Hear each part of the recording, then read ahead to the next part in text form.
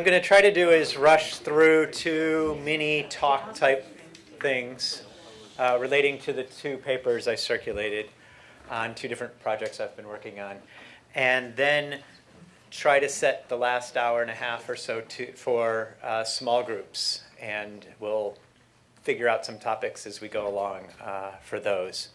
And also in response to, I think Cheryl mentioned yesterday, what kind of problems are we working on, those of us who are presenting? And these are the ones that I'm struggling with right now, and a couple that have been mutated by just listening to you all talk about other issues. So scales of processes and effects, like how do you study things that really happen at an aggregate level and that the individual, at least for me, fine-grained anthropologist, person-to-person level can't see.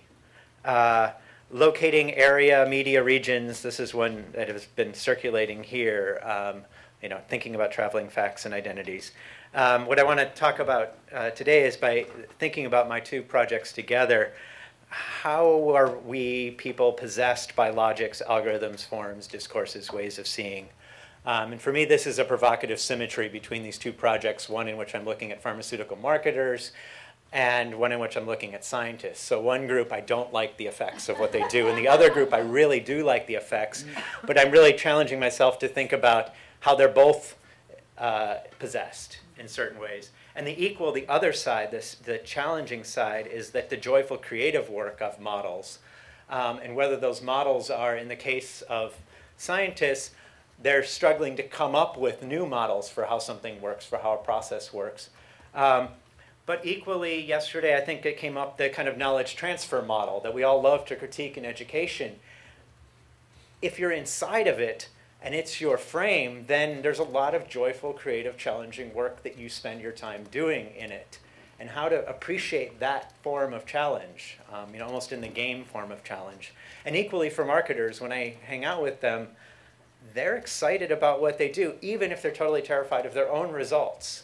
And trying to remember that joy so that the critique isn't, how do we locate critique in these cases is what I want to think about.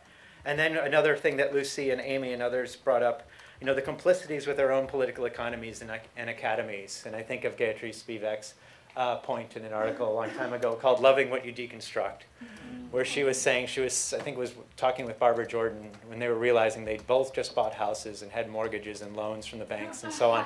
And they were realizing that they'd probably done more to forward the forces of capital than they had to undo it with all of their academic work.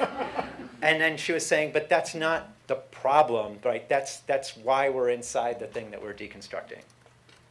So very briefly then, rushing through a couple things. This is an ad from Pfizer. Get well soon? No, we prefer stay healthier longer. And I just want to see if in like 20 minutes I can make this a really disturbing phrase. And I just want to give you two, same cartoon with two captions. One is your blood pressure is off the chart, you're overweight, out of shape, and your cholesterol's god-awful. In short, I find you perfectly normal.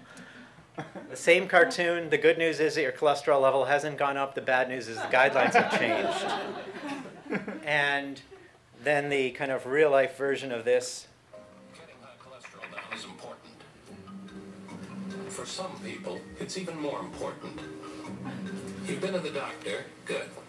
You've changed your diet and are getting exercise. Notice the stairway doesn't end. Now medical information comes along that says you may need to get that bad cholesterol even lower. Now what do? Well, if your doctor says aim lower, ask about Crestor. Crestor, along with diet, can lower bad cholesterol by up to 52%. That's about half.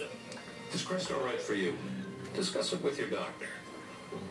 Crestor is not for everyone, including people with liver disease. And women who are nursing, pregnant, or may become pregnant, simple blood tests are needed to check for liver problems. Are you diet about other medications you're taking? Or if you experience muscle pain or weakness, because that may be a sign of serious side effects. Do you still need to get your cholesterol lower? Aim lower with Crestor. All right, so I'm interested in this, and here's, you could think of as one of the extremes of this, which is, are you the picture of health? That's why you should be worried, right? That there is no way to tell anymore.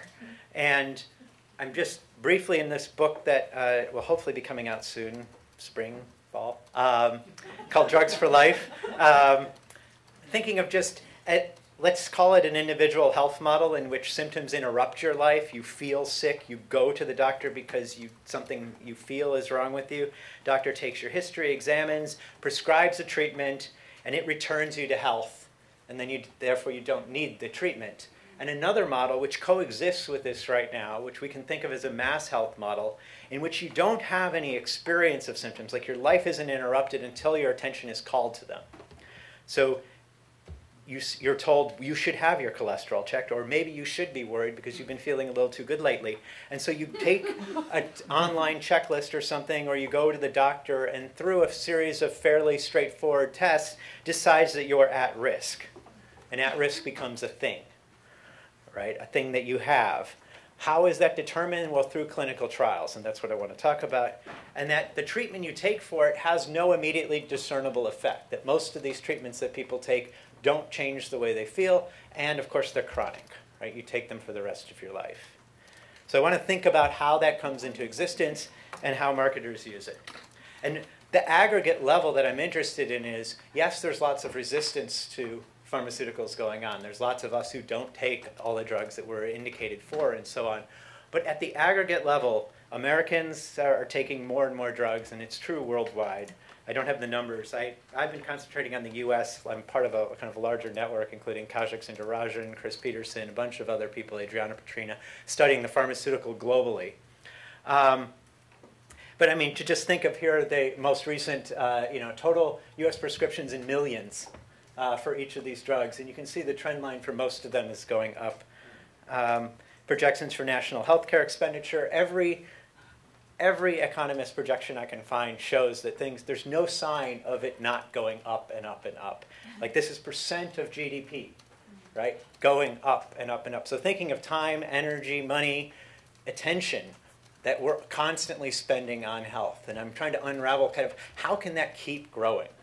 Like why does health become a growth field? And equally, this is the latest projections for this. Again, you can see the kind of absurd increase. And in terms of China and India, these are seen as like the #1 places to move clinical trials overseas. People are studying these. I'm not studying this directly, but the marketers who I'm studying, this is all part of their calculation for how to keep growing aggregate prescriptions. And also because they've run out of bodies in the US to test. We take too many drugs, so we're a little too polluted to study. And thinking of this vaguely in this, the manner Marilyn Strathern calls the way analogies are drawn between things, the way certain thoughts are used to think others, culture-consistent images which make imagination possible in the media with which we mediate experience. Thinking about, for me, logics, grammars, regimens, common sense. So just how does a notion of health that can grow, and in which we take treatments in order to be ourselves, as opposed to taking treatments to return to something. How does that come about? And my practice, which I won't talk about here, has been ethnographic engagement. I've been not only immersing myself in the literature, but talking to marketers, attending conferences, and a lot of my work has been presenting to doctors, doing grand rounds, and at MIT a couple times doing workshops with actual marketing companies, where I give them my critique, which they then turn into marketing probably, but I get from them how they think. And with doctors, it's a question of constant feedback, talking with the doctors who are part of the clinical trials that I'm critiquing, but they also don't know how to think. Like neither of us as a group know how to think about this. So my provocative point here from Silverstein, Millions for Viagra, Pennies for the Poor in the Nation, he writes, almost 3 times as many people, most of them in tropical countries of the third world, die of preventable, curable diseases as die of AIDS, malaria, tuberculosis, acute lower respiratory infections. People died because these drugs to treat those illnesses are non-existent, no longer effective. They died because it doesn't pay to keep them alive. Only 1% of all new medications brought to market by multinational pharmaceutical companies between 75 and 97 were designed specifically to treat tropical diseases plaguing this third world. In numbers, this means 13 out of 1,223 medications. So when I present this, when I read this first, and when I present this to my students, this is a terrible situation. This is really bad. What can we do about it?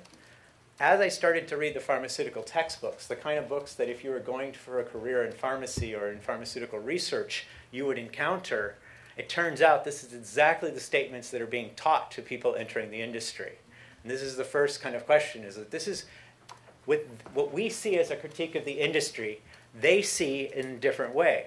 They say one of the significant problems for the pharma industry is that of the 400 disease entities identified, only 40 are commercially attractive by today's requirements of return on investment.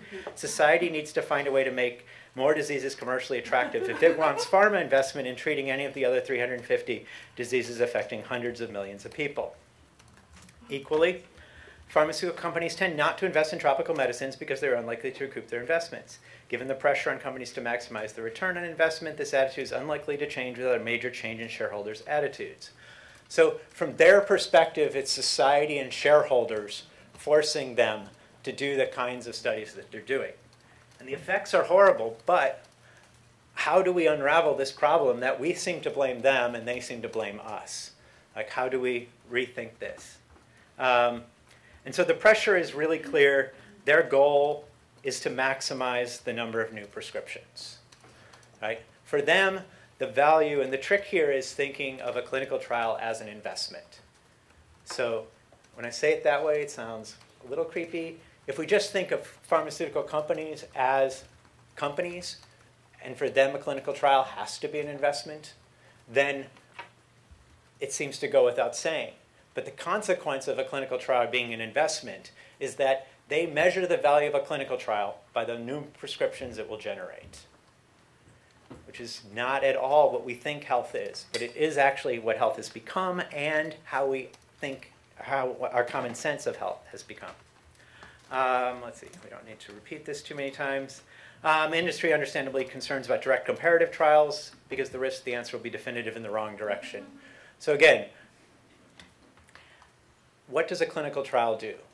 Right, the outcome of a contemporary clinical trial, and I can't go into the history of it, but originally clinical trials were designed, if you had two drugs and you wanted to find if one was more effective, given a definition of an endpoint, like a cure, you might in some cases need 100 people to figure out if it's effective. A lot of contemporary clinical trials involve 10,000, sometimes 100,000 people. And as one doctor said to me, if it takes 10,000 people to see if a drug is effective, it's probably not a very good drug. It's worth thinking about that and how that's become now the new norm. But most contemporary clinical trials for large mass-scale things like risk for heart disease, those clinical trials, the clinical trial itself defines what counts as an endpoint. So what kind of biomarker, what measure of reduced risk counts as the effectiveness of the drug? So the drug is no longer indexed to a cure, to some change even that a patient can recognize. It's usually a change below the patient's level of recognition. Now this logic isn't theirs. It isn't a pharmaceutical industry logic. It's a logic identified early on. Here's a medical anthropologist in 1980 saying we would not want to describe a person as sick from the instance of cell division for a cancer, since the disease might never follow and might only follow decades later. With a definition including all first events and causal processes as sicknesses themselves, we would all be sick for birth. He's arguing against an idea of a kind of purely risk-based notion of disease from absurdity, saying we would not want this because it just doesn't make any sense. Equally, Canguilhem, a historian of medicine in the normal and the pathological, wrote, health is being able to fall sick and recover. It's a set of securities and assurances, securities in the present and assurances for the future. So definition of health is not just that I'm healthy this instant, but that I have some future in which I will continue to be healthy. And he makes the joke, but who isn't in the shadow of a traumatism, barring a return to intrauterine existence, if even then? Now he's writing this before prenatal testing, before all of these things, but he can see the logic emerging.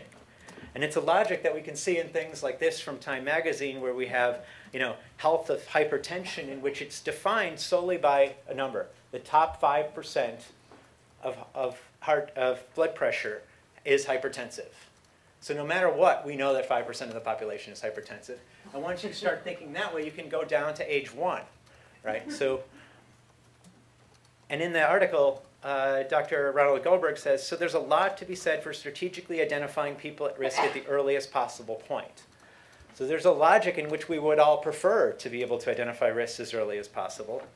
In an advertorial, you call this. It's written, it's probably sponsored by industry, apparently written by doctors, and then mocked up to look like an article. The most important step a woman can take to determine her risk of developing heart disease in the future, and what they call for is primordial prevention. So before primary prevention and deeper prevention, we want, the way you do primordial prevention if you're a woman, according to this, is a woman should ask her doctor to please treat me as if I'm already 70 years old. So in other words, whatever drugs you would give me if I was 70, give them to me now to do this. Now in 1980, Jeffrey Rose identified this as the prevention paradox. He won a lot of awards for actually formulating the idea of mass public health for like heart disease prevention. And this is a good thing. This is like the kind of outcome of statistical public health. But he pointed out in this a problem, which is, who are you going to test? Who counts as at risk? How do you identify that population? Here it's just men, women, and age. And so this is age across the top and different kind of categories on the left-hand side. And the first issue here is, I guess I can't really leave the mic. The first issue here is on the right. You can see if we're trying to identify men 55 to 64 screened, we'd have to screen 230 men to prevent one death if we're going to then treat them for 5 years. If we actually treat them for 5 years, of those that we treat, we have to treat 100 of them to prevent a death. So we screen 230, get one, aggregate that, becomes 100. Now we treat all those 100 every day for 5 years and we prevent a death. He said this is probably a good thing. If, however, we start looking at women 25 to 34, we'd have to screen 137,000 and we'd have to treat 20,000 for 5 years every day to prevent one death. Now at this point, the side effects of those drugs overwhelm the preventive value. The issue is, how do we draw the line? What category do we include? Because from a logic of pure life, you're going to save a life. So the valuing of life becomes something that you can't ignore. And if you look at the trend, this is probably too complicated to talk through right now, percent of the population that, according to different guidelines over the years in different countries, who would have to be treated with statins to lower their cholesterol, to lower the risk of heart disease. And you can see, as time goes on, and especially as it comes to the US, we keep pushing the percent of the population who's supposed to be on these statins. And so here we start to talking about a true kind of aggregate in which the aggregate effect, the effects of guidelines is changing the percent of the population for very little increase in the number of deaths prevented. Now, if you're a company, of course, the greater the number of people indicated for your drug, that's its value. Its value has nothing to do with the deaths prevented. That's the means of getting it approved. The value for you as an investment for the clinical trial you run is how many people will be indicated for your drug, the population that's going to take it. Therefore, if you just drew a line around the blue area, you would have a very effective drug, but the indication would be too small to actually run the clinical trial. So even in advance, you wouldn't run the clinical trial because the number of deaths that you could imagine preventing is too small. I mean, the number of people you could treat. The deaths are good, but the treat is bad. If you, however, didn't study just them, but you studied all men and women 25 and above, you would include all the high-risk men, but you would also include all the low risk. If that's the only clinical trial you ran, you would then have a drug that was indicated for everyone over 30, which is pretty much where we are right now. A lot of whom, in a sense, wouldn't get any benefit from it. This is, for me, the definition of surplus health. Because at that point of designing a clinical trial, for the company as an investment, the more people that could be indicated for the drug, the better, even though you're not going to be preventing very many deaths. So the more there is the surplus. But everyone, once the trial is run, it becomes now a fact. All of us are indicated for that drug. And in absence of other clinical trials saying, well, the drug's not very good for this group, there's no way for us to tell. This is the situation we're in, where for the past 25 years, all of these kind of large-scale clinical trials, or let's say almost all, have been run as investments. So the only questions they ask are questions which increase the amount of medications in our lives. Now that's because they're investments. The side effect is we don't have very few clinical trials that actually reduce medication in our life. So if you want to understand how medication can keep going up, it's because all the facts we have are of that nature. And Rose pointed this out very directly. He realized what we really means is that we are diagnosing a case for treatment and not a disease entity. So at the time when you're designing a clinical trial for a risk, what you're identifying is who's going to be treated. And this is why clinical trials have become a means of investment. Because what you're predicting with the clinical trial is who can be treated for it, not its effectiveness. The effectiveness is a requirement, but it's not how you're designing the clinical trial. Now, just to very briefly, what it means to point this out, we have accepted this. It is built into the logic of public health, this way of thinking. And that was Rose's point, is that public health doesn't know how to draw the line. And the issue that Foucault said at one point is that this means that health needs to be a matter of public debate.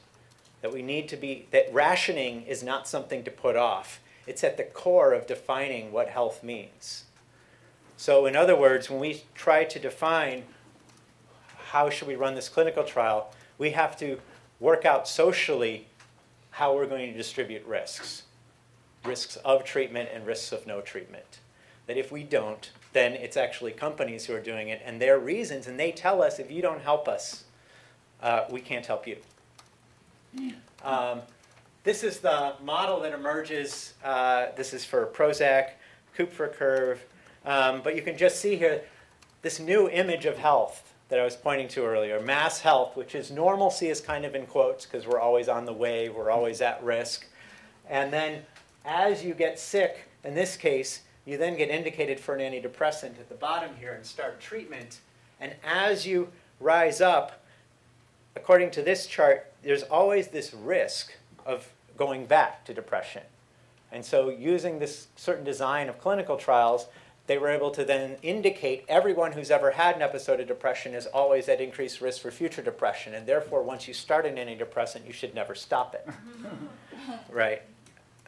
And again, it's a fact, but it's a certain kind of fact because of the kinds of questions that they've been arranged to ask. Let's see. I need this. Just some other data from inside the industry, from all of these newsletters that the industry writes to itself, as they kind of realize how much that it says manufacturers increasingly turn incurable diseases into merely chronic ones. And Mickey Smith, editor of many pharmaceutical marketing textbooks, like classics for the last 30, 40 years, he pointed this out. As long as everyone is destined to die from some cause, a decline in one can only come at the expense of an increase in another. This is an inescapable truth, yet there's some failure to recognize it. What society and the pharmaceutical industry to some degree is doing is making conscious or unconscious decisions about tolerable causes of death. Right? Foucault couldn't have said it any better. Right? Saying, if we define what we're treating as risk, then every risk of death you reduce, there's still 100% left. Right? This is how it's a pure growth field. And each of those additional risks will also look big. And by doing this, we're kind of tweaking all of our senses of what counts as a tolerable cause of death, and also increasing the types of treatment regimes we're living within. And again, it's a joke within the industry. Well, it's good to have a pill that cures the disease. It's better to have a pill you have to take every day. Cholesterol guidelines are a gift for Merck or Pfizer. I mean, most clinical trials are reported today first in the business news and then as health news. So the key here, what happens in Mickey Smith's in pharmaceutical marketing in the textbook, right here we have the imagination of all the people. Now we've done our clinical trial. We've got our 1 million people who should be treatable now with what's now been defined as a chronic illness. And now we look at, well, how many of those people will actually get to the physician for treatment? Like how many will see an ad? How many will somehow get to a physician? Then how many of those will actually get a prescription? And how many of those will actually fill the prescription? Right? So this is where all of their challenge comes from. How can we make sure that all the people indicated actually get on this drug and continue to take it? from the pharmaceutical marketing point of view, in the upper right-hand corner, he sees this as prescriptions lost. Right? A way of seeing. This is what we see also when we think of all the risks that we're bearing and that, we're losing our future if we're not preventing those risks now. And Marx in chapter 10 of Capital and Machinery quotes a capitalist diary where a guy is like looking at his factory at night and he sees it dark. And all of a sudden he just experiences that the dark factory is lost. Why isn't it running right now? And Marx talks about the possession in which once you start seeing value as I've invested in this factory, it could be producing twice as much, but it's only open 12 hours a day. I'm losing something. That very visceral, affective sense of loss and the creativity to figure out how to solve that loss is possessing all of these actors. So that you get articles like this, why drugs are more profitable than vaccines. And they're modeling different things. And what they're coming up with is, when we make our models, we realize that vaccines are more likely to interfere with the spread of disease than our drug treatments, thus reducing demand for the product. So that to the extent that a vaccine or a drug works and cures you or makes you unable to take the prescription in the future because you don't feel like taking it because you're better, it's bad from this point of view. So the possession is so deep that this is how they write. And again, remember, they're saying, save us. And Marx writes, the contradiction comes to light as soon as the general employment of machinery in a given industry, the value of machine, let's just skip that. It in turn drives the capitalist without being conscious of the fact to excessive lengthening of the working day. And in my BioMarx piece, I substitute all the pharmaceutical terms into capital, and you get the same sentence produced, drives the biomedical researcher without being conscious of the fact to the excessive lengthening of treatment time. And what is this other than being driven to literally to choose to design a chronic treatment rather than a vaccine, because if you design the vaccine, the return on investment won't be enough to repay what you want. Or because compared with designing a chronic treatment, your revenue stream will be so much better and ensure the longevity of your company that you can't imagine killing your company by making a vaccine that worked. Right? This is, without being conscious of it, the excessive lengthening of the treatment time. Equally, looking at the business of mental disease objectively but without cynicism, think of those two words. A common denominator of mental illnesses is the distinction of not being cured by their treatments. This makes the market even more attractive. The patients have to take the drugs chronically. Again, as you view the possible sites to do research as a company from an investment point of view, the ideal thing is something where you can't cure the people. And as what you've seen recently is they keep adding now drugs. So most of the advertisements are to add a drug to your current antidepressant treatment. And again, this is a technique for excessively lengthening treatment. And this was said, the same thing. Companies saying, society save us. Marx has a quote from a factory owner to the British government at the time when they're employing children. And the factories are at the point where they're kidnapping children from each other's factories. And they're worried that the social pressure from the scandals of this is going to destroy their industry. So they're actually writing to the British government saying, much as we deplore the evils before mentioned, it would not be possible to prevent them by any scheme of agreement between the manufacturers, because they're all competitors. Taking all these points into consideration, we've come to the conviction that some legislative enactment is wanted.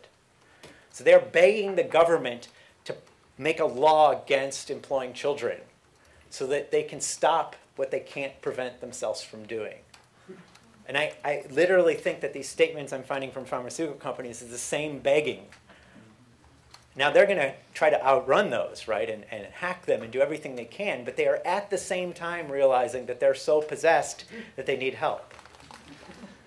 This is written by a pharmaceutical marketer and a pharmaceutical researcher. A significant problem from the FDA is that there are too many Me Too drugs submitted. These are drugs in which all the money is spent on just taking a drug and making incrementally better, or infinitesimally better, let's say. Through establishing a new market share, and it's seen as a safe way to introduce a new drug since the competition has already validated the molecule. But no one is thinking about patients, just market share. Right? They're saying this to their future.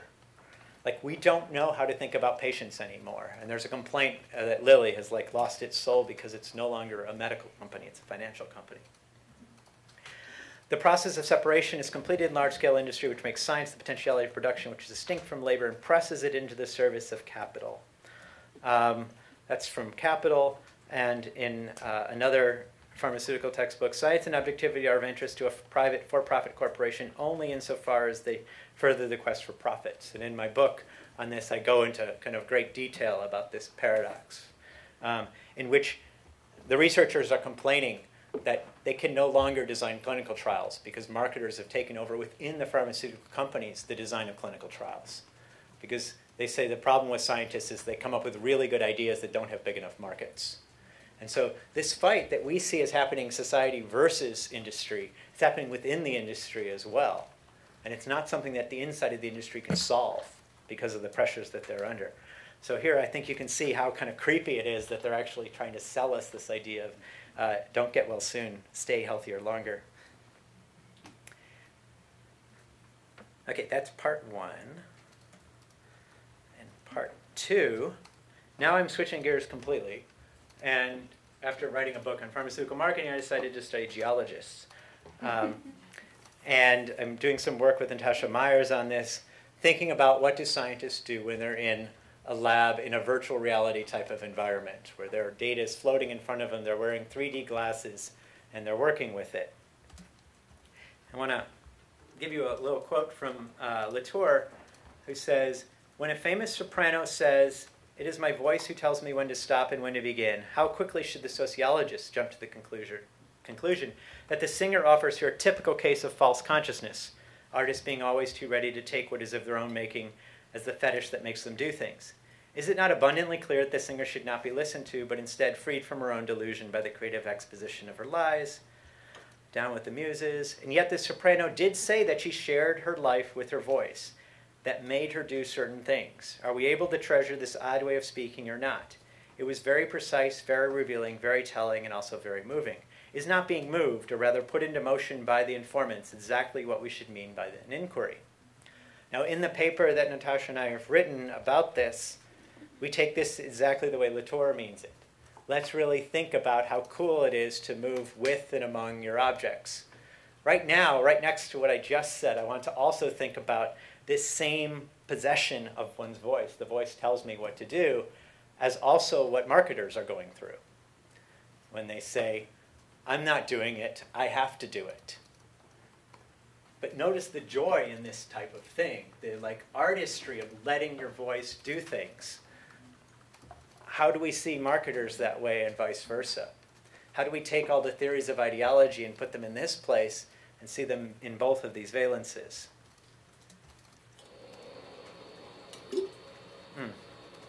We don't need sound effects. So here then two things. One, a Deleuzian quote. He talks about a resonant encounter when one discipline realizes it has to resolve for itself by its own means a problem similar to one confronted by the other. This is what he's talking about both in cinema books, where he talks about he as a philosopher encountering problems similar to what directors are encountering in their films. So it isn't the idea to theorize what the film is doing, but to share the resonance of the encounter. And in the work that Natasha and I have been doing, looking at, in my case, looking at geologists and computer scientists, they're encountering each other. They're each solving their own problems. They're not creating a problem together that they're then solving. It's not like they're getting together around global warming and saying, how do we use our different expertises? Instead, by working next to each other, they're developing instruments that help each of them. And Latour's notion of a subject only becomes interesting, deep, profound, worthwhile when he, she, at resonance with others, is affected, moved, put into motion by new entities whose differences are registered in new and unexpected ways. So here we're trying to pay attention to how do people get excited? How do people feel like they're not just saying what they already know, but being pushed into saying things?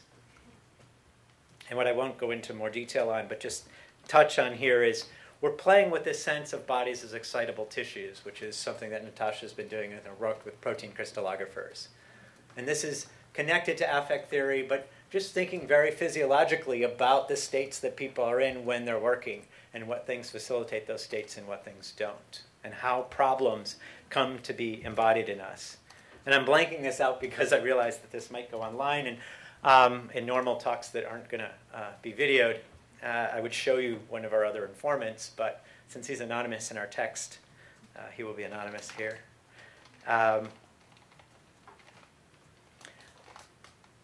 What I'm interested in is this idea of figuring out what it might be possible to know. And in the paper, I go into more detail and thinking about this through the notion of a middle voice, which is a term that Benveniste analyzed and shown up in some other critical theory as not in between active and passive, but a different opposition to active. So if a notion of an active voice is where the actor is doing something to something else, but the actor is a fixed category there. The subject who's acting in an active voice doesn't change by doing the action. Right? They're the initiator or the cause of the action, but they aren't themselves changed by it. And in a middle voice idea, it's that you change as an actor in the act of doing what you do. And it's related to, I think we could relate it to Austin's performativity, which is when you say I do, you're actually becoming different in that. But Benveniste talks about other examples from ancient Greek and ancient Sanskrit where, as a priest, you can't practice a prayer. I mean, as you pray, that is what it means to be a priest. So it's your being is embodied in your doing, and you're at stake in doing it. If you do it badly in some sense, like if a baker bakes bread badly, they're really not a baker. And we're thinking of this in terms of experimental systems, Reinberger's term, a unit of research designed to give answers to questions we are not yet able to ask clearly, a device to materialize questions. It co-generates, so to speak, the phenomena or material entities and the concepts they come to embody. And I think this is similar to other notions of apparatus and so on, in which here the apparatus, the experimental system, is part of it with the subject, with the scientists, in which questions are coming into existence that aren't experienced by the scientist as coming from themselves so much as from the whole system.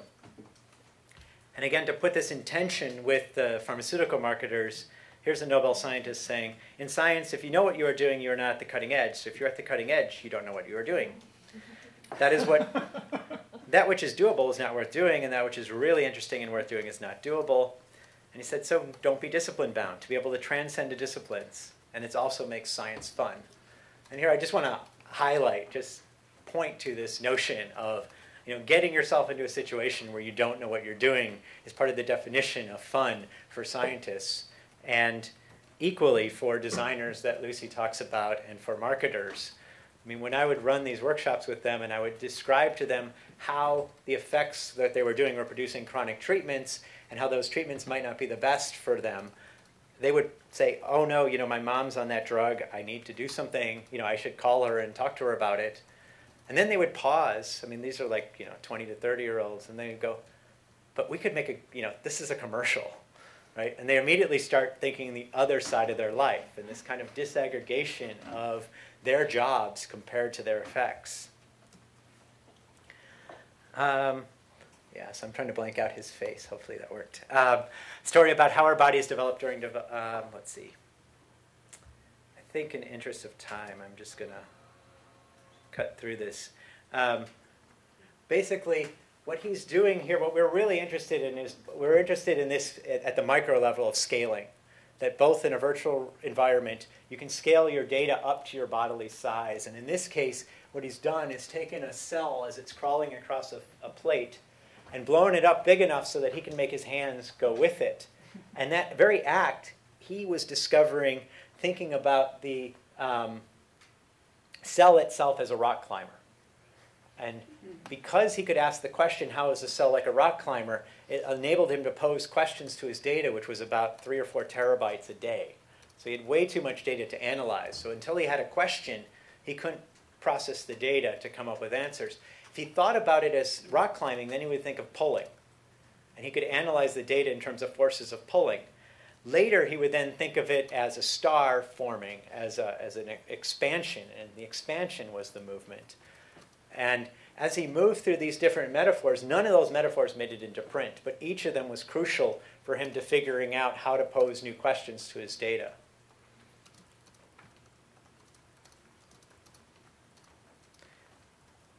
So we talked about this in terms of a scientist mid-experiment, mid-insight, learning to use new instruments, struggling to make their data sensible and the results stable and objective.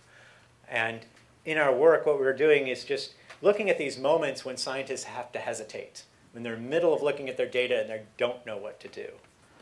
And we are calling this haptic creativity, to think about what happens when your data is the size of your body. What new ways can you think with? Sorry, I'm trying to jump ahead. Give us more time to talk.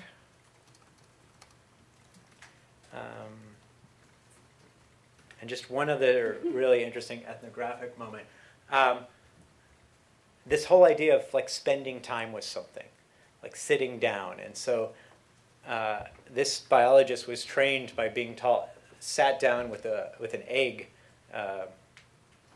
looking at it through a microscope and watching it. And his advisor would say, okay, look at this egg and draw it, and I'll come back. And he wouldn't come back for like 3 hours, and in some stories, days.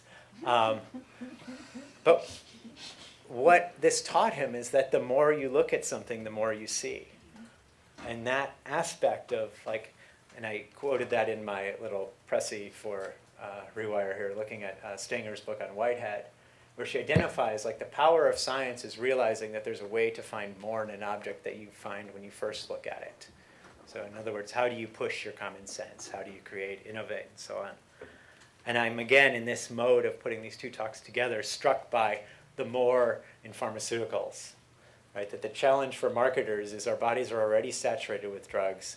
How can we get more out of us? And they're literally thinking of how to get more drugs into our body.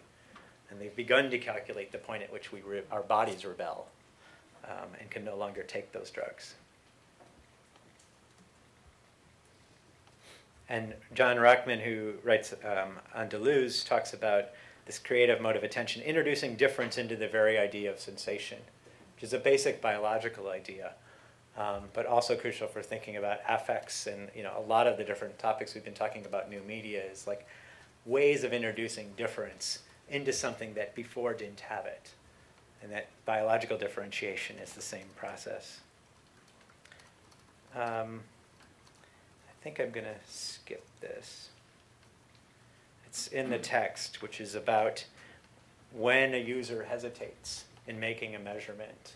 And what Natasha and I do is work through Susan Kozel's argument in Closer, which is she's a dancer and a choreographer, and she then theorizes her own work with video and interactive video, and critiquing a notion of interactivity in the name of what she calls responsivity.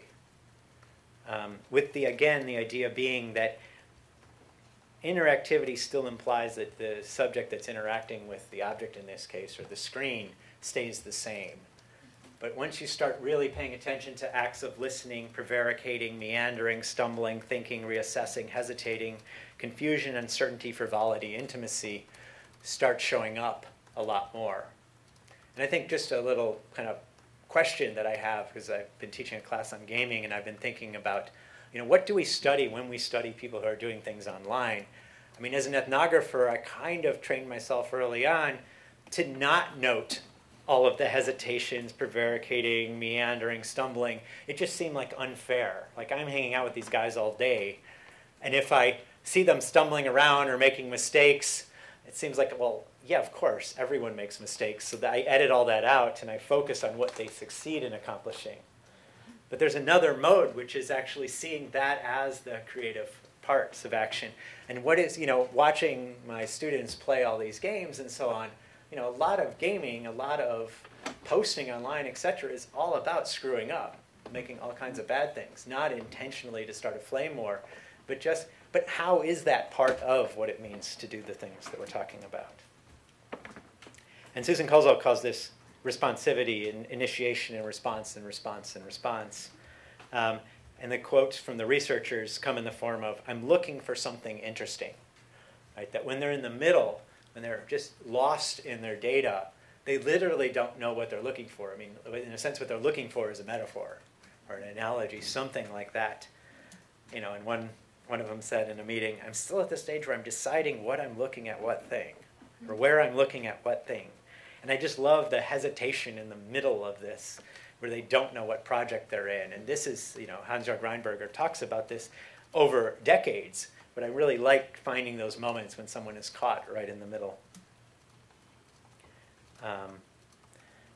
Other quotes from these descriptions, you know, this is a story, I'm almost seeing it, and I could convince myself. And lots of phrases like, if I had 20 minutes, I could convince you. And seeing those moments when someone's in the middle of figuring something out, and they've got it, but they also know they don't have the words for it yet. And a lot of scientists spend a lot of time then figuring out, how can I translate that into text? Okay. The last thing I've been doing, I got dragged into the geology project, which was quite fun because I was describing work I was doing in some other project, and the geologist said, you have to come study us. And so I've been going to their weekly meetings now for a year and a half, and I've written papers with them now, and I'm a co-PI on a grant with them. And I wrote another grant with a geologist and a sculptor to bring artists into this virtual environment and start doing projects together. And our argument there was that these scientists are having a tough time explaining what they're doing and the value of it to other geologists. That they're getting grants rejected because they can't quite make the case for why a cave is a better environment to do it. It's completely changed the way they do their work, but they can't find the right words to describe it to people who haven't experienced it that way. So we made the argument that artists are experts at expression, and that this is the problem that the research scientists are having. And equally, these scientists develop these very responsive media, and that this is something that artists should be doing. So I want to then just give you these one more time. Just say, these are my problems then, which is, how do I use these various works and use them to provoke questions for myself about how they can fit together.